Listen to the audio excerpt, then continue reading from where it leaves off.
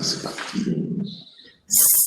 Bonjour à tous. Je suis très heureux de vous accueillir pour ce webinaire, cette table ronde à distance sur le sujet du harcèlement dans la fonction publique. Comment alerter, comment réagir, comment prévenir les situations de harcèlement.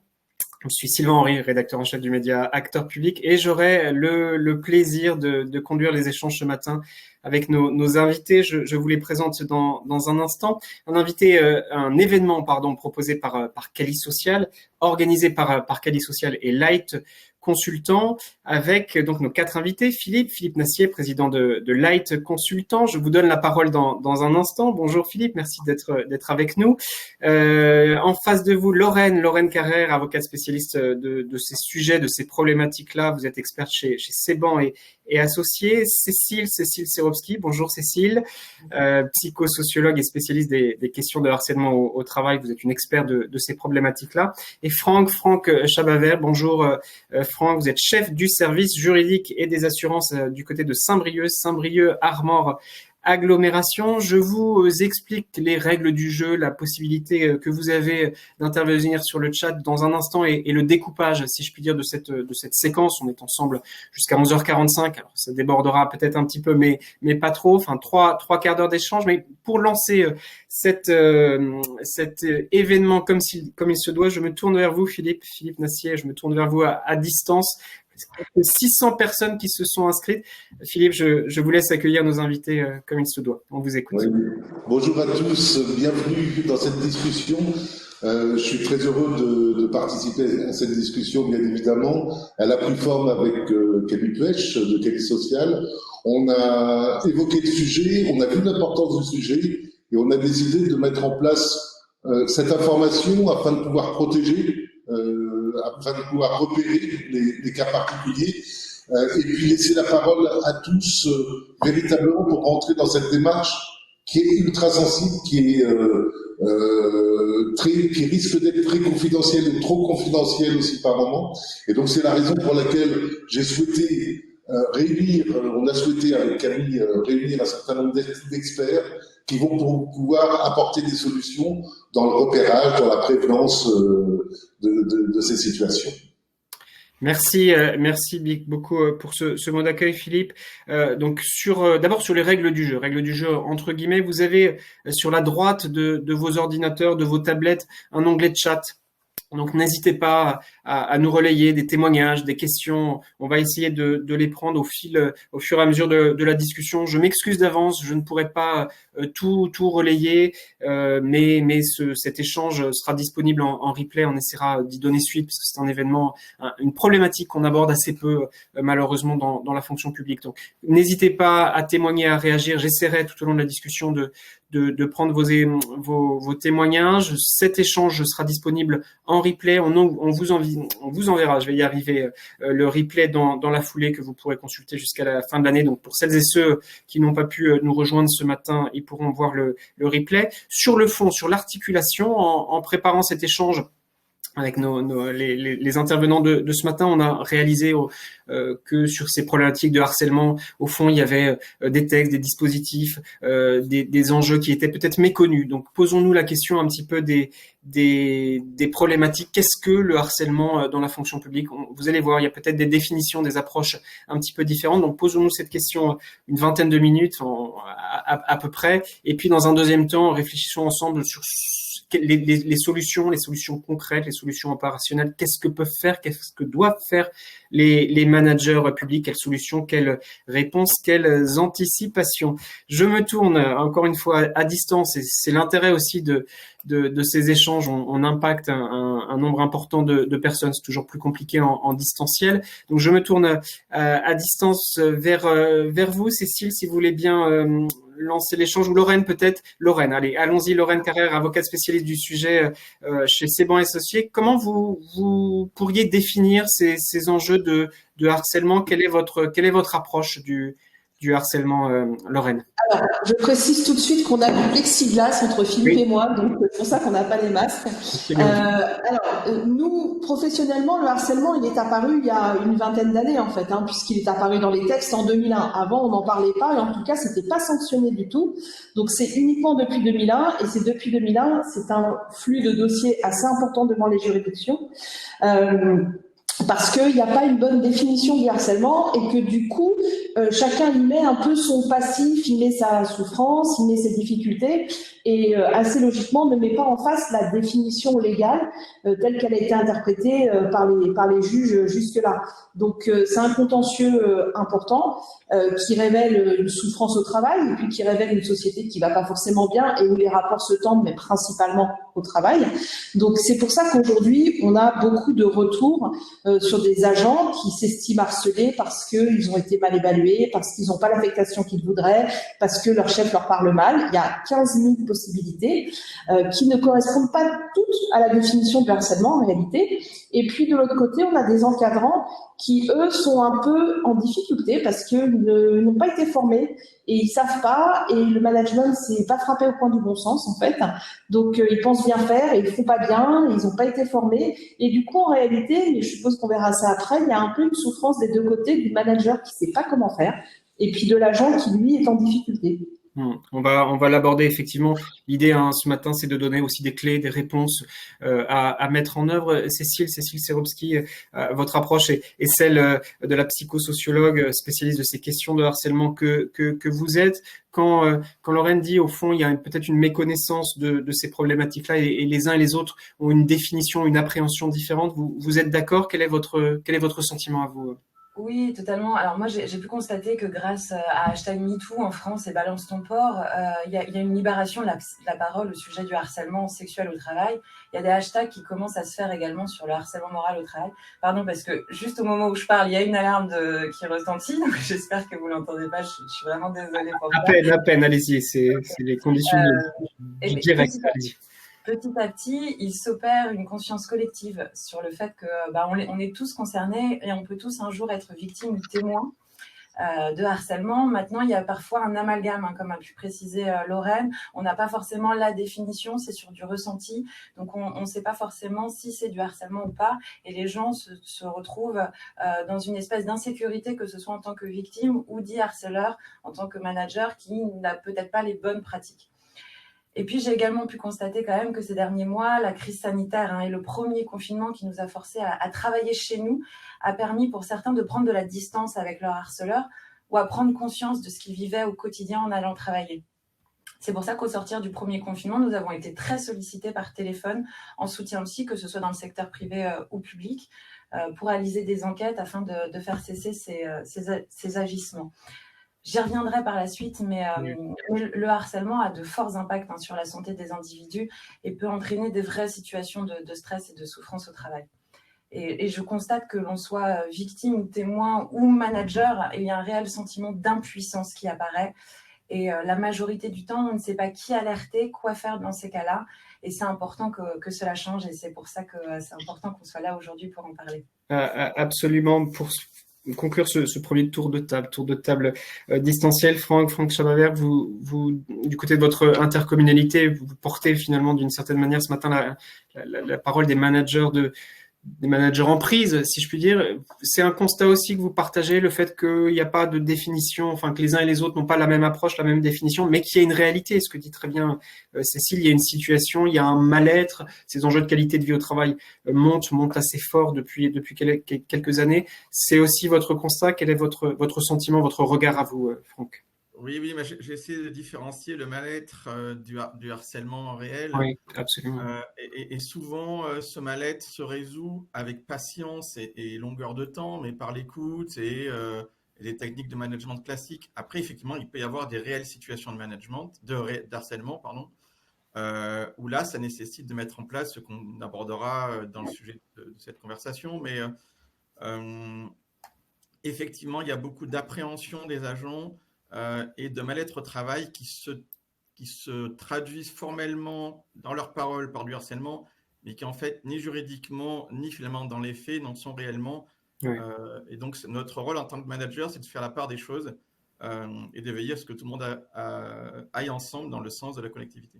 Des situations évidemment très très très difficiles, d'où la nécessité aussi de vous accompagner et de vous donner des clés d'action. Je me retourne vers vous, Lorraine, justement pour alors racontez-nous, enfin expliquez-nous, posez-nous, on va pas faire l'état de tous les textes, tous les règlements, etc. Mais c'est quoi qu'est-ce qu'une situation de harcèlement et qu'est-ce que risquent les managers? Alors, rapidement, parce qu'on ne va pas y échapper, je vais quand même donner la définition légale du harcèlement. Oui. Donc, pardonnez-moi, je la lis. Ce sont des agissements répétés, donc on a une condition de répétition, de harcèlement moral qui ont pour objet ou pour effet, et ça on l'oublie souvent, le pour objet ou pour effet, ce pour effet, il a pour conséquence qu'il n'y a pas nécessairement d'intention. Et on y reviendra tout à l'heure, pour moi c'est fondamental.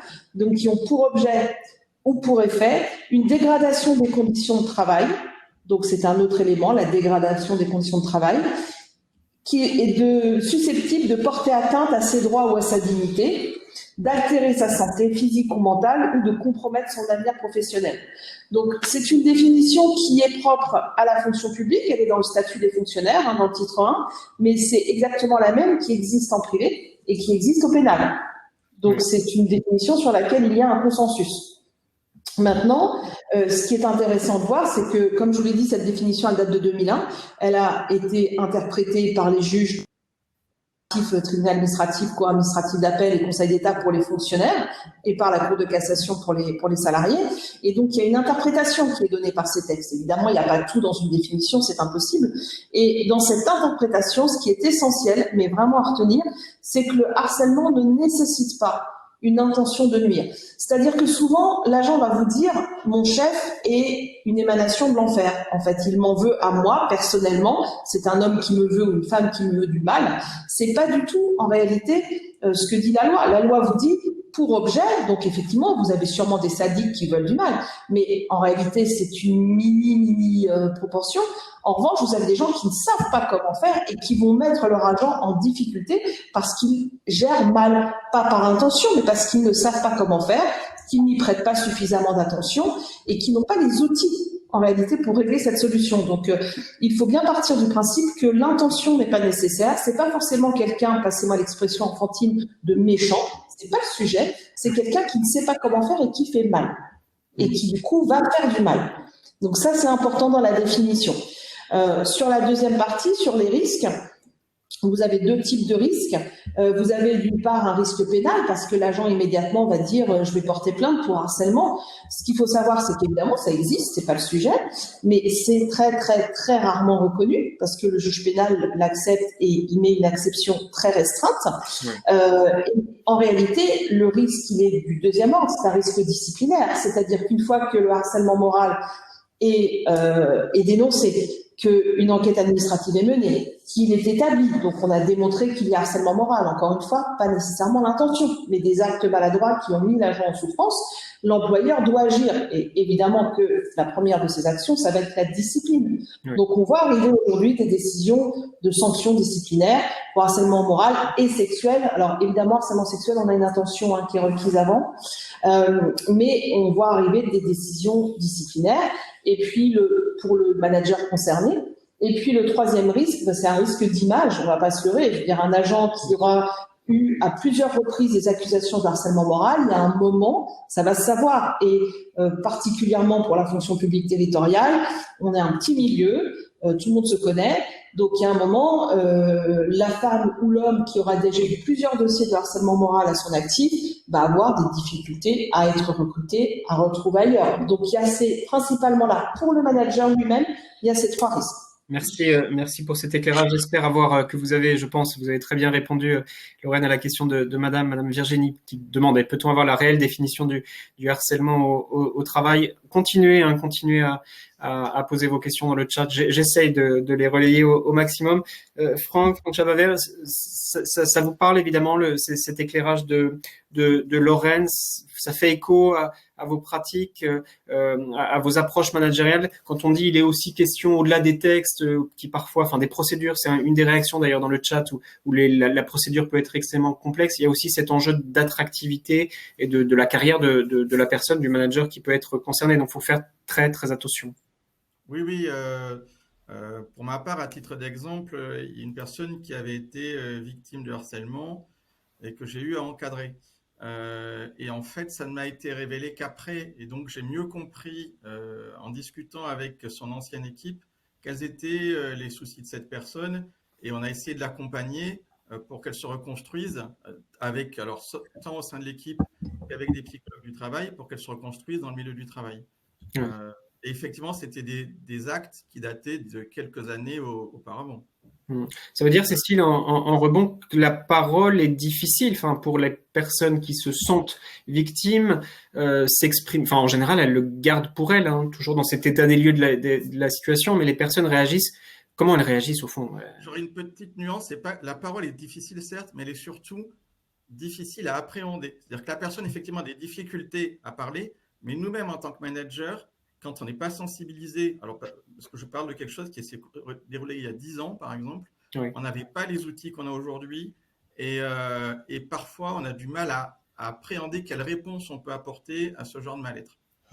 En fait, c'est effectivement, c'est les deux. Non seulement d'un côté, le manager ne sait pas comment réagir, et de l'autre côté, la personne qui est victime ou une personne témoin est encore dans la défiance et il y a encore ce sentiment de peur et de honte.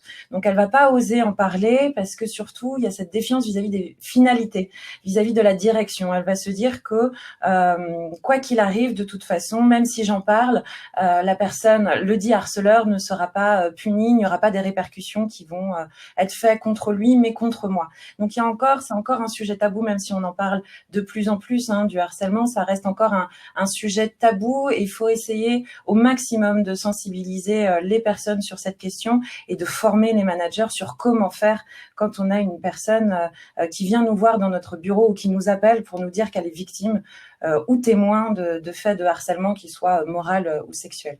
Oui, je pense qu'en la matière, il est difficile d'avoir un discours général parce qu'effectivement, comme c'est un sujet entre guillemets dit tabou, en fait, il dépend beaucoup de la sensibilité de la collectivité à ce sujet. Il y a des collectivités qui sont très en avance sur le sujet, d'autres qui effectivement sont très en retard. Il est difficile de faire une généralité et d'ailleurs, cette avancée ou ce retard ne dépend même pas de la taille de la collectivité. C'est vraiment en fonction de la politique des ressources humaines ou autre qui est mise en place, de la sensibilité de la direction générale à ce sujet. Ouais, on sait quand même qu'il y a que 30% qui est des victimes qui n'en parlent à personne, tout secteur confondu. Donc ça montre à quel point il y a encore du chemin à faire. Oui, et encore une fois, d'où l'intérêt de ce webinaire. Acteur public, je suis très heureux de l'animer, non pas pour le sujet qui est évidemment sensible, mais parce que, je le disais, ces problématiques-là sont assez peu abordées.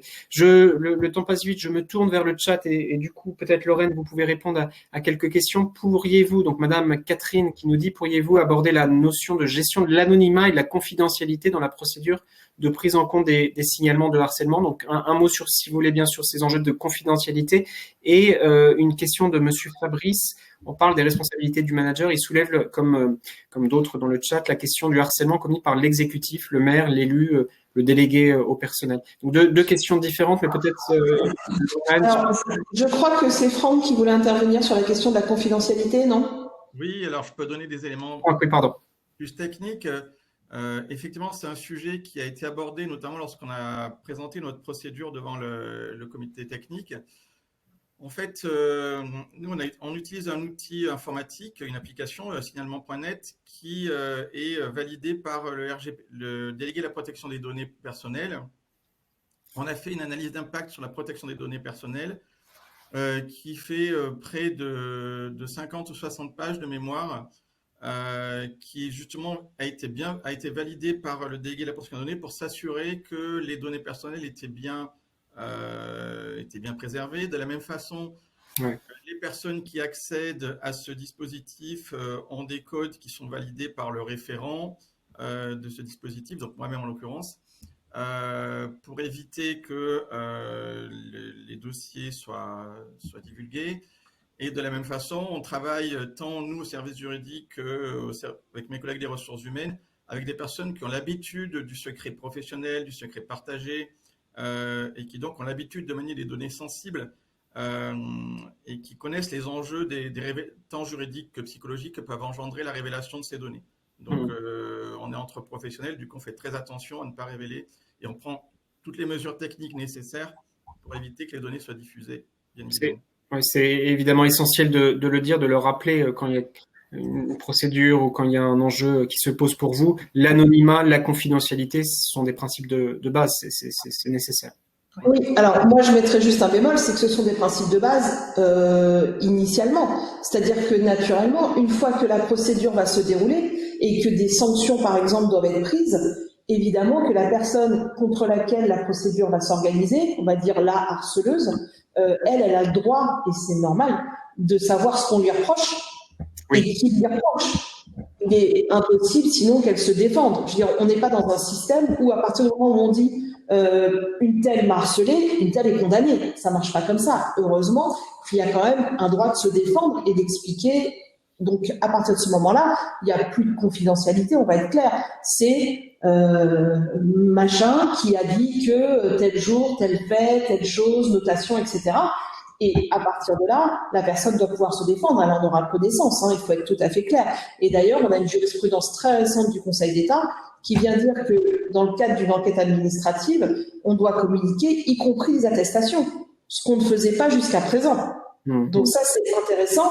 Et moi, ce que je recommande quand je fais des enquêtes administratives ou que quand j'assiste une collectivité qui en fait, et on en fait de plus en plus, parce que la loi l'impose de plus en plus, et c'est très bien, c'est d'immédiatement dire aux agents, attention, ce que vous me dites, je vais l'utiliser. Sinon, ça n'a pas d'intérêt, en fait, je ne peux rien en faire. Soit on estime que c'est à visée thérapeutique et il y a un secret et c'est une chose, mais si on veut que c'est une action sur la personne et qu'on puisse prendre des décisions, il faut à un moment que la personne en soit informée et c'est normal. Moi je le dis souvent, personne n'accepterait d'apprendre de nulle part qui sont désignés harceleurs moraux sans savoir qui, quoi, comment, à quel moment. C'est insupportable. C'est évident. Et si on se met du côté des victimes, est-ce que parfois certaines se disent, mais du coup, tout cela va être rendu public, tout cela va être long, va être procédural, ça va affecter mon quotidien. Finalement, je renonce à la procédure. Est-ce que ce sont des choses que vous entendez parfois? Peut-être Cécile, je vous vois réagir. Oui, non, mais parce que moi, je les ai aussi, les personnes pardon, en soutien psy par téléphone, des personnes qui sont victimes et qui n'osent pas encore faire ce signalement qui soit par signalement.net, par exemple, une plateforme de signalement ou signalement auprès des RH. Vraiment, c'est un sentiment de peur qu'elles ressentent et un sentiment de découragement de la procédure en se disant de toute façon pas être entendu parce que on protège l'organisation qui est harcelante, puisque parfois c'est pas qu'une personne qui est harcelante, ça peut être toute une organisation. Il y a le harcèlement individuel, mais il y a aussi le harcèlement horizontal et institutionnel. Ça, faut pas l'oublier non plus. Et du coup, les victimes vraiment ne se permettent pas d'oser témoigner parce que, comme l'a souligné Lorraine, il y a de l'anonymat, mais que au départ, il peut y avoir un sentiment d'anonymat. Après, par la suite, forcément, si on veut que les choses aillent plus loin, il faut nommer les personnes qui sont harcelées, nommer la victime. Donc, il y a tout un travail à faire d'accompagnement en amont pour essayer de faire en sorte que les personnes qui se sentent victimes et qui sont des victimes avérées puissent dénoncer les choses et faire que les choses avancent. Merci Cécile. Je prends une ou deux questions puis on bascule après sur au fond les solutions, les pistes, comment on anticipe, comment on prévient. Parce que l'une de vous me disait au fond, il faut bien savoir qu'un manager, tôt ou tard dans sa carrière, sera confronté à cette problématique-là. On en parle dans un instant. Juste quelques questions peut-être pour vous, Lorraine. Madame Karine, un employeur peut-il porter une qualification de harcèlement sur des faits ou est-ce seulement le rôle d'un juge? Et il y avait une question sur le maire. On parle de responsabilité des managers. Il soulève la question du harcèlement commis par l'exécutif, un maire, un élu. Lorraine, peut-être? Le harcèlement, en fait, c'est un fait, donc et il va se traduire comment? Parce que soit on parle de harcèlement sexuel et on est évidemment, si c'est un élu, c'est du pénal. directement, et on ne sera pas tellement sur la qualification statutaire, je dirais, côté fonctionnaire. Le harcèlement moral commis par un élu, c'est quoi? Ben, ça va être une placardisation, ça va être les décisions que peuvent prendre l'élu. Donc là, on n'est plus sur les décisions du manager. À partir l'acte qui est de harceler l'agent, il est sanctionné par le juge administratif. Il y a une décision très célèbre, commune du Castelet, par laquelle le maire de la commune du Castelet, qui je crois est dans le sud-est, avait mis complètement au placard, mais y compris limite physiquement, un agent dans une pièce sans fenêtre, sans bureau, enfin vraiment le cas d'école, et qui, évidemment, la commune avait été reconnue responsable. Donc, attention, il y a toujours deux terrains. Je vous rappelle, il y a le terrain pénal, c'est une chose, et puis il y a le terrain statutaire. On peut agir sur les deux, mais c'est pas exactement, évidemment, c'est pas les mêmes conséquences, et deux, ça n'aura pas les mêmes impacts sur la collectivité. Donc, le harcèlement par un élu, il existe, il est reconnu, et il est traité en tant que tel. Mais il n'y a pas une vraie différence entre le harcèlement du manager, puisque ce harcèlement se traduit par des actes, en fait. Encore une fois, une notation, une mutation, une affectation, voilà, ce sont des actes qu'on peut attaquer. D'accord. Cécile, vous vouliez réagir? Non, d'accord. Alors, le temps passe à toute allure, tout ça est évidemment pertinent et nécessaire. Basculons, si vous voulez, la discussion sur le côté, on l'a un peu amorcé avec vous, Franck, notamment, mais sur le comment on fait. Je le disais, je sais plus qui m'expliquait dans la préparation de notre échange de ce matin que tôt ou tard, les managers seraient confrontés à cette problématique-là. Il faut qu'ils le sachent, il faut qu'ils s'y préparent, il faut qu'ils soient armés, enfin qu'ils soient accompagnés, qu'ils soient formés. Franck, c'était une nécessité. Vous êtes d'accord quand je dis que tous les managers seront confrontés à cette problématique-là? C'est un fait, selon vous? C'est un fait qui existe déjà, et de toute façon, l'évolution de la société et de la place de l'individu ne peut qu'amener à multiplier ce genre de situation. Donc, nous, par exemple, à l'agglomération, évidemment, un dispositif existait déjà par les alertes auprès des ressources humaines. Et ce qu'on a souhaité faire, c'était essayer de déployer ce dispositif en l'appuyant sur un système qu'on est en train de mettre en place sur les alertes en termes de marché public. Oui. Donc, on a essayé de regrouper dans un dispositif d'alerte via une application qui sera en ligne, tant les alertes dites éthiques que les alertes en termes de harcèlement moral ou sexuel. Pour ce faire, on a mis en place donc un groupe de travail, enfin le management classique, enfin l'organisation classique d'un groupe projet. Et en fait, là où j'alerte serait peut-être, au regard de l'expérience sur ce sujet, c'est le temps que ça met à être mis en place. Parce qu'en fait, il y a tout un processus. Quand on met un dispositif en ligne, il y a tout un processus avec le délégué à la protection des données, etc., qui est assez long. Ouais. Et quand je parle d'assez long, je parle de plusieurs mois. Et puis ensuite, il faut aussi que le service des ressources humaines, ou pour nous le service juridique en sus, s'organise pour pouvoir prendre en charge ces plaintes, puisqu'on a après le signalement, c'est bien, mais après il y a effectivement, et là c'est la partie de Cécile, toute la partie du traitement de la personne, de l'accompagnement. Et donc, nous, par exemple, les ressources humaines sont en train d'instaurer une sorte de groupe de réflexion, de groupe d'analyse plutôt, pour avoir des regards croisés sur les situations, puisqu'une situation sur laquelle on sera alerté via le processus de signalement peut,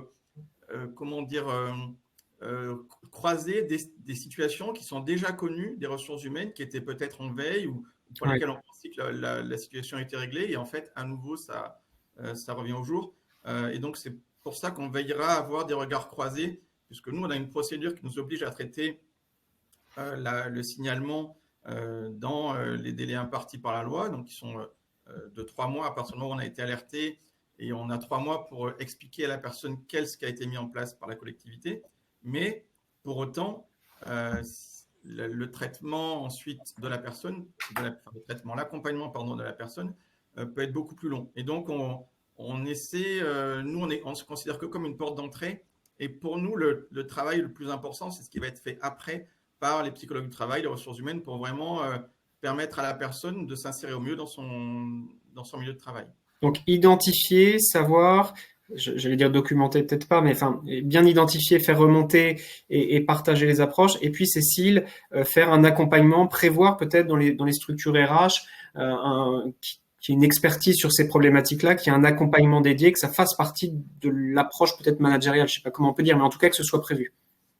Oui, pour moi, ça fait partie des bonnes pratiques managériales. Au-delà de l'alerte, il faut comprendre que le manager, c'est un relais qui est là pour essayer de détecter les souffrances potentielles des agents, de son équipe.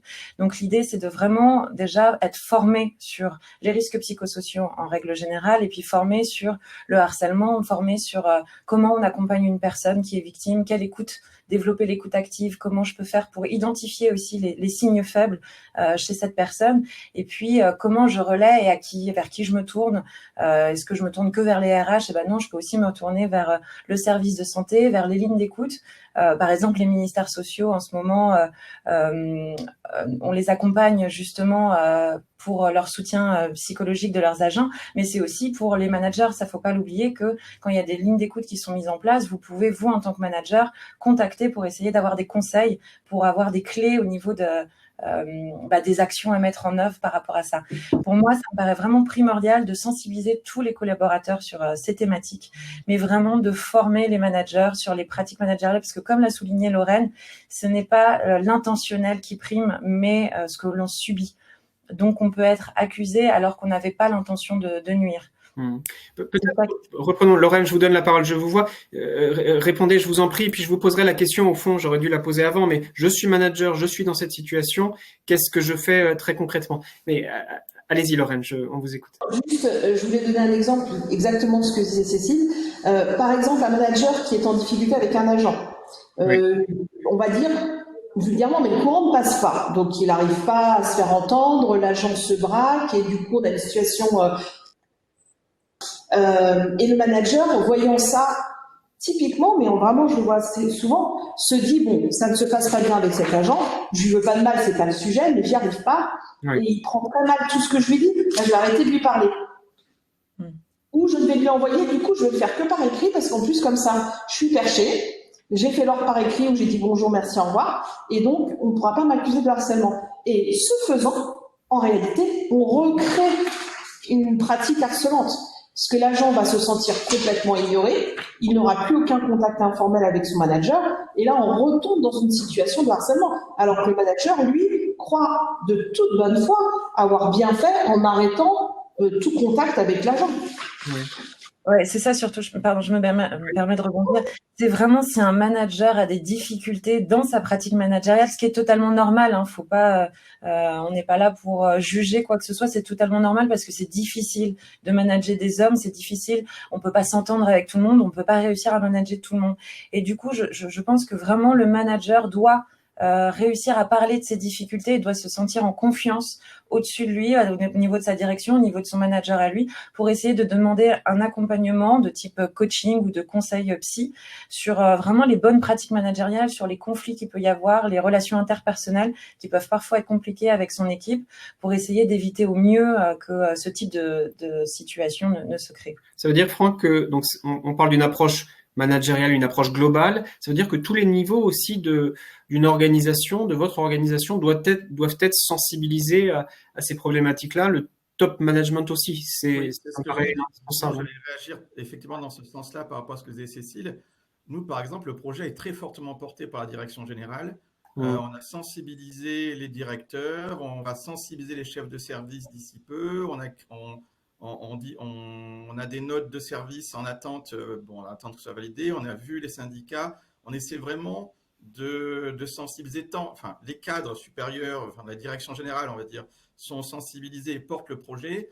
Et notre job, c'est de sensibiliser tous les cadres intermédiaires et évidemment les agents via le service com pour que tout le monde soit au courant de ce processus, de cette procédure, de cette application, en l'occurrence, qui est mise à disposition de tous, et que ça devienne un outil au même titre que n'importe quel outil dans notre fonction, dans notre activité d'agent.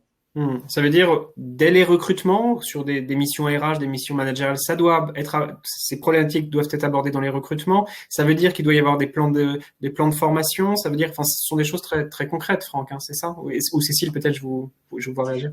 Oui, non, mais ça veut dire que dès qu'il y a des nouveaux arrivants, il faut les former vraiment sur les bonnes pratiques managériales. Nous, on propose, que ce soit en présentiel ou à distance, justement des formations, des modules de formation sur comment manager à distance, par exemple. Parce que maintenant, on ne sait plus, donc l'agent va potentiellement se sentir isolé, alors que c'était pas volontaire de la part du manager, mais c'est que lui ne sait même plus comment faire pour réussir à manager à distance, comment faire pour réussir à bien travailler avec le télétravail, comment essayer d'être sans conflit avec son équipe. C'est tout ça qu'il faut essayer de mettre en place et le plus tôt possible pour que le manager se sente suffisamment armé. Et ce qui aussi, c'est qu'ils se sentent suffisamment armés s'il y a un conflit entre collègues. Parce que j'ai vu passer, je crois que c'est Nathalie qui disait, faut pas oublier qu'il peut y avoir du harcèlement entre agents. Oui, le harcèlement, il existe pas que de manière descendante, il peut aussi exister du harcèlement un agent envers un manager, ça existe aussi, et j'en ai vu des cas, et puis entre agents entre eux. D'accord. Plusieurs questions. J'ai cette réflexion qui me vient sur l'articulation.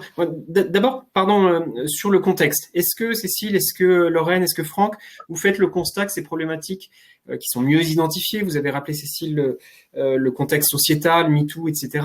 Est-ce que vous diriez que depuis le mois de mars dernier, depuis la forte montée en puissance du télétravail à tous les échelons de la décision, de la mise en œuvre des organisations publiques, est-ce que le télétravail, justement, ces problématiques de harcèlement ont explosé, se sont fortement développées ou ont été rendues peut-être plus visibles? Cécile ? Ouais, c'est ce que je disais en tout début dans ma présentation. En fait, ça a mis le télétravail et le télétravail forcé a mis une distance avec son lieu de travail et du coup a mis une distance avec le potentiel harceleur. C'est ça qui a fait que les gens ont pu se rendre compte de leur quotidien avant quand ils allaient travailler, parce qu'il y a eu cette distance.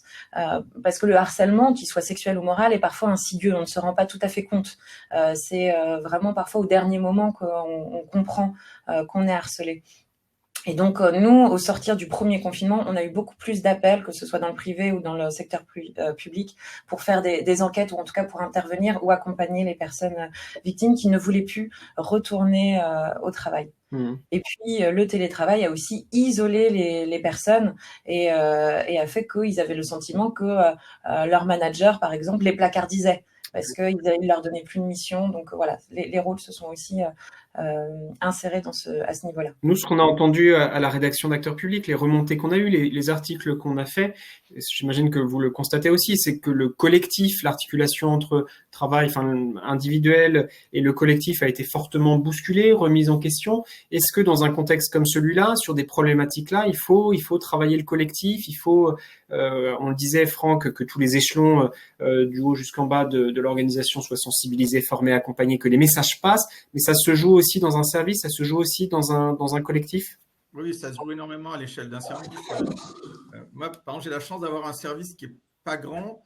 Et donc, pendant le confinement, j'ai instauré des sortes de conférences téléphoniques pour veiller à ce qu'on puisse continuer à converser les uns les autres, puisque l'image, c'est une chose, mais au moins qu'il y ait la voix, même si on n'avait pas encore, même si tous les signaux non-verbaux n'étaient pas là, comme ça peut être le cas dans une réunion en présentiel, mais qui est quand même cet esprit de corps, parce qu'effectivement, c'était important, les gens se sentaient isolés, et ça peut, on peut passer vite de l'isolement à effectivement une sensibilité de harcèlement.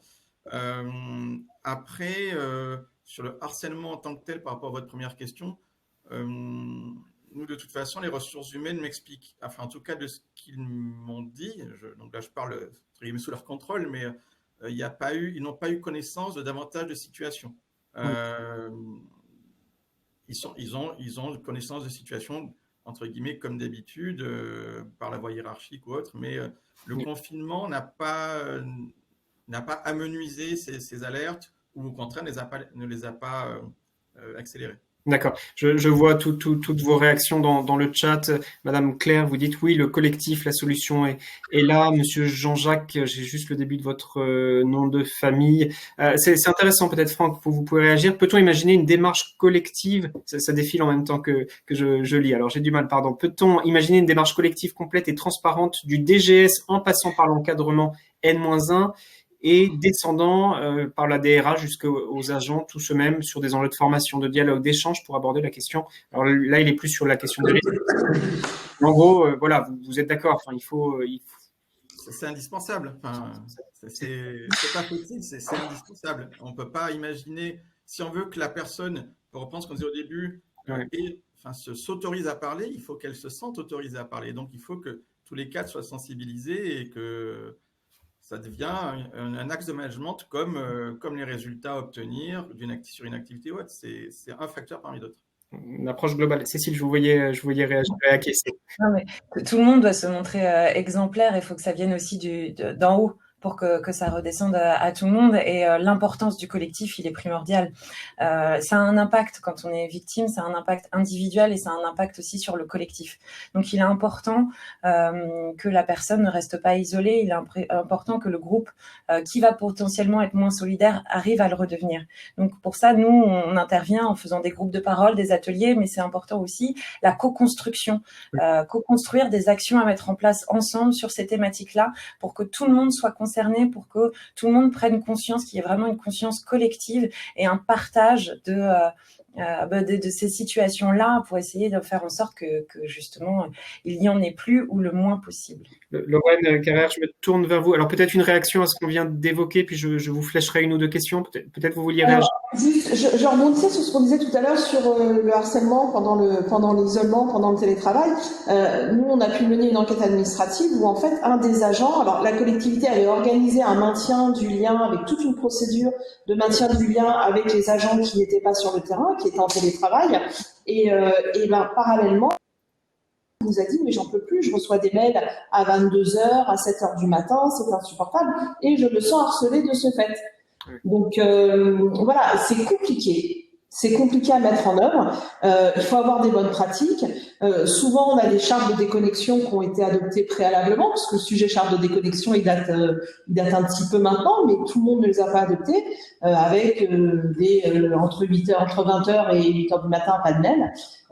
Mais voilà, donc certains pensent bien faire en disant, en envoyant à 22h30 le mail en disant est-ce que tu as bien répondu à machin ou je ne sais quoi.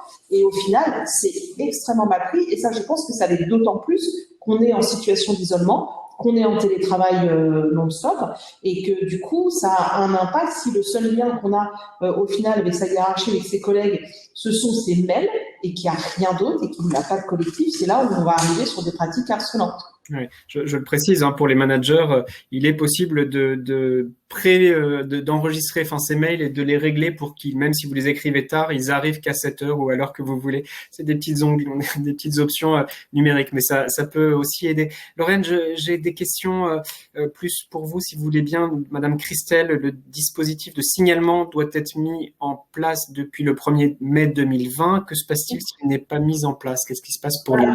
Moi, je réclame un petit peu d'indulgence en fait pour les employeurs territoriaux qui sont mes clients habituels.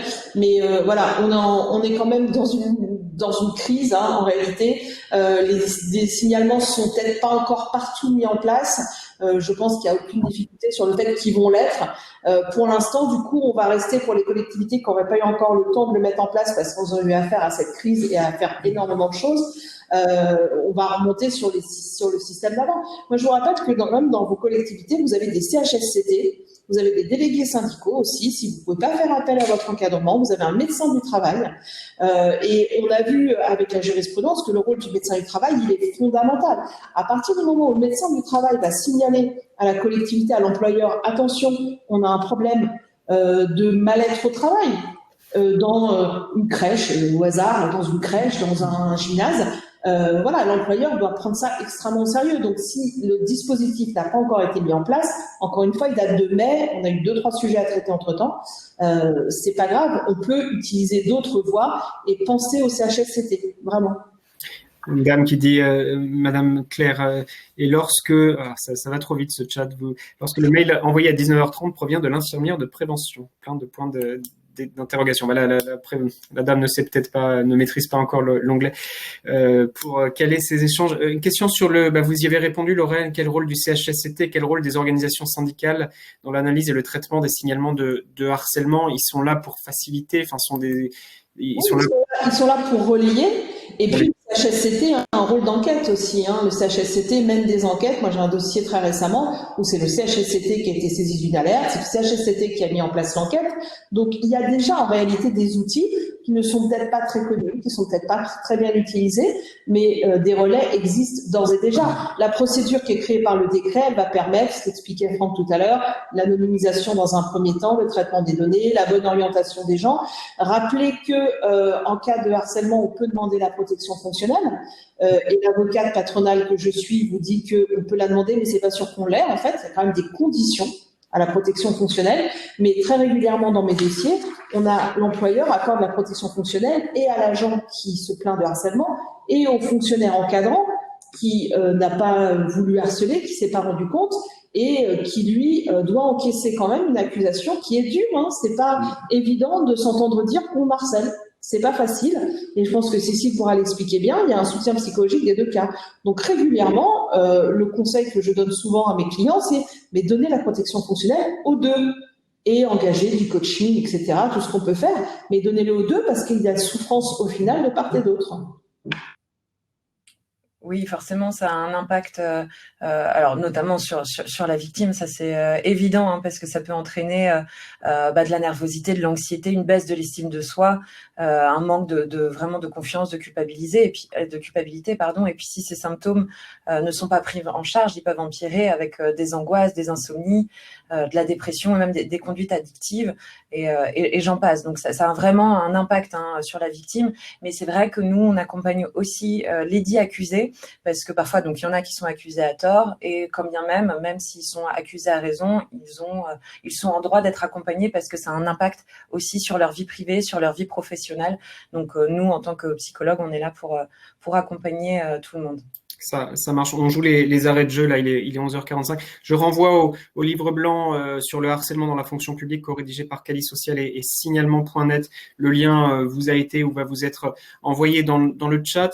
11h45. Peut-être un mot de conclusion. Je vois beaucoup, encore une fois, vraiment navré de ne pas pouvoir relayer tous vos témoignages. Je rappelle que cet échange sera disponible en replay et on essaiera, puisque ça fonctionne bien, il y a un enjeu, ça fonctionne bien, vous avez un intérêt réel, donc on verra pour organiser d'autres échanges, mais peut-être concluer tous les trois, tous les quatre, parce qu'il y a beaucoup de témoignages, de questions sur comment agir concrètement, en amont, pendant, après. Alors on a essayé d'y répondre dans cette séquence, mais peut-être un mot de conclusion chacune. Cécile, si vous voulez commencer sur, si je résume un peu les choses, tout ce qui a été abordé, c'est je suis manager, je sais que cette problématique-là, elle sera présente. Il y a des choses, il faut que ça s'inscrive, Franck, dans un collectif organisationnel, donc le recrutement, le top management, que ces problématiques-là soient abordées par tous les managers, qu'ils forment, qu'ils accompagnent, qu'ils expliquent les enjeux à leurs équipes. Il y a des outils de coaching, vous l'avez évoqué, Cécile, de coaching, d'accompagnement. Ils existent, ces outils, peut-être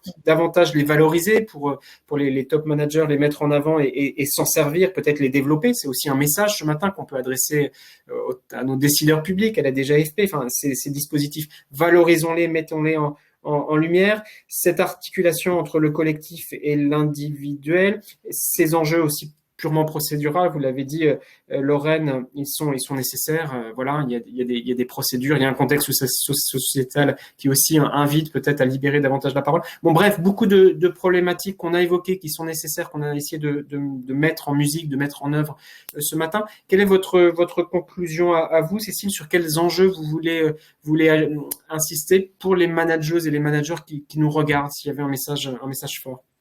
Oui, je pense qu'on peut se sentir totalement désarmé lorsque ça nous arrive, lorsqu'on est accusé ou lorsqu'il y a une victime qui vient vers nous. Il faut vraiment pas hésiter à remonter les informations, à aider la personne victime à faire un signalement. Vous n'êtes pas tout seul là-dedans. Votre rôle n'est pas de régler la situation, mais vraiment d'être le relais. Donc n'hésitez pas à solliciter les instances qui peuvent vous aider pour faire ce signalement. Et puis vraiment essayer de vous former au maximum, de faire de la prévention, de la sensibilisation, et puis tout ça avec beaucoup de bienveillance et puis de prendre soin des uns des autres. C'est ce qui compte au maximum dans ces situations-là. L'un d'entre vous parlait d'un mot tabou. Ces enjeux d'harcèlement ne doivent surtout pas, Cécile, être un mot tabou. Ils doivent être abordés dans le fonctionnement des abordés, voilà, sans honte, sans jugement et avec beaucoup de bienveillance et d'accompagnement. Et avec aussi un enjeu enfin, il y a des dispositifs, quoi. Mais on va vous envoyer le livre blanc qu'on a coécrit avec signalement.net où il y a aussi tous les leviers vers qui se tourner aussi, qui pourraient être intéressants pour vous aider vraiment d'un côté pratico-pratique. Dans le chat, on va le mettre et puis on vous le voit. Lorraine Carrère, votre mot, alors vous nous avez bien éclairé sur les aspects procéduraux, comment ça marche, les risques, et je pense que tout ça est extrêmement éclairant. Votre mot de la fin à vous, sachant que c'est évidemment pas une fin, on reviendra sur ces problématiques-là, mais sur quel message vous voulez insister en conclusion, chère Lorraine? Je double ce que dit Cécile en réalité. Moi, je pense qu'il faut vraiment partir du principe que harcèlement, c'est un mot tabou parce qu'on y met un contenu qui n'est pas le bon. Voilà, on y met un contenu, encore une fois, on y met une intention. Et il n'y a pas d'intention dans le harcèlement. Il y a une difficulté managériale qu'il faut savoir régler. Donc, il faut que l'agent puisse le dire. Et il faut que le manager puisse être aidé. Et je suis assez surprise qu'on n'ait pas davantage recours au coaching, et y compris de voir dans mes dossiers que quand on propose un coaching, c'est mal pris. Oui. Alors que c'est une aide pour aller mieux et pour aller vers le mieux. Donc je pense que c'est quelque chose que culturellement, qui commence à venir, je le vois, mais qui culturellement doit vraiment rentrer maintenant dans l'équation. Et il faut aider les managers qui sont en difficulté. Le management, c'est pas un don que tout le monde a, c'est pas évident, c'est pas facile. Donc il faut aider les managers et il faut aider les agents à dénoncer les faits qui les mettent en souffrance. Et à partir de là, on aura une fluidité qui fera que les dossiers vont baisser, quoi. Le management s'apprend, enfin, tout simplement. Témoignage de Alexandra R. Alors, désolé de vous appeler toutes et tous par vos prénoms dans le chat, mais j'ai juste vos prénoms et la première lettre de votre famille. C'est intéressant de voir que ce sujet est vaste et interroge beaucoup. J'espère que d'autres webinaires et formations nous permettront d'y voir plus clair et de nous permettre d'avoir de meilleures pratiques. Donc, voilà. Franck, votre mot de la fin, le message sur lequel vous voulez insister en conclusion. Et merci. Je reprendrai un mot de Cécile, c'est-à-dire la formation, et un mot de Lorraine sur le management. C'est-à-dire qu'effectivement, nous, on a choisi de former tous les managers et tous les agents à tout ce qui relève plus ou moins de la déontologie. Et oui. Donc, évidemment, ce problème de harcèlement est intégré dans une déontologie. Et donc, avec une collègue des ressources humaines, on avait instauré, avant le confinement, parce que du coup, on a dû suspendre les sessions de formation, on tente de former tous les agents de la collectivité, qu'ils soient cadres ou pas, à ces problématiques, à travers des sessions de formation d'1h30, 2 heures, où la parole est libre, et où on présente un petit peu tout ce qui relève de la déontologie, donc des obligations, mais aussi des devoirs de la collectivité. Merci Franck. Philippe, vous avez ouvert les échanges. Monsieur le président de Live Consultant, vous co-organisez avec les cet échange. Vous avez vu beaucoup de gens qui disent, alors on a abordé tellement de problématiques, qui disent il faut refaire des échanges comme cela. Hein, oui, il faut refaire des choses comme ça. Moi, j'ai beaucoup appris, bien évidemment, je ne suis pas un expert du sujet. Je crois que l'objectif, c'était de prendre conscience de ce sujet, qui est un sujet qui est difficile, c'est de regarder les choses en face. Peut-être qu'il y a un sujet sur lequel il faudrait un petit peu plus insister, c'est le repérage. C'est-à-dire qu'on a parlé de repérage et des choses qui sont avouées, qui sont connues, qui sont dites. Mais il y a un certain nombre de signes et de repérages avec les signes sur lesquels il faut aller, il faut prévenir également. Et puis, j'ajoute également que dans notre métier de conseiller en recrutement, de conseiller en ressources humaines, c'est un sujet qui est très délicat parce que il faut en permanence faire la distinction entre la rumeur, entre la lutte contre la discrimination par rapport à des personnes qui sont accusées, qui sont innocentes, voilà, ce sont des sujets qui sont compliqués, sur lesquels on essaie de faire face, mais nous-mêmes, on n'a pas toujours les bons outils pour y faire face. Il faut, voilà. Merci pour votre conclusion, cher Philippe. Merci, chère Lorraine. Merci, chère Cécile. Merci, cher Franck. Merci à vous toutes et tous. Encore une fois, navré de n'avoir pas pu relayer tous vos témoignages. Le replay est disponible. On vous l'envoie. Le livre blanc est dans le chat. On vous l'envoie aussi. Merci d'avoir assisté à cet échange. Je vous dis à très bientôt. Merci.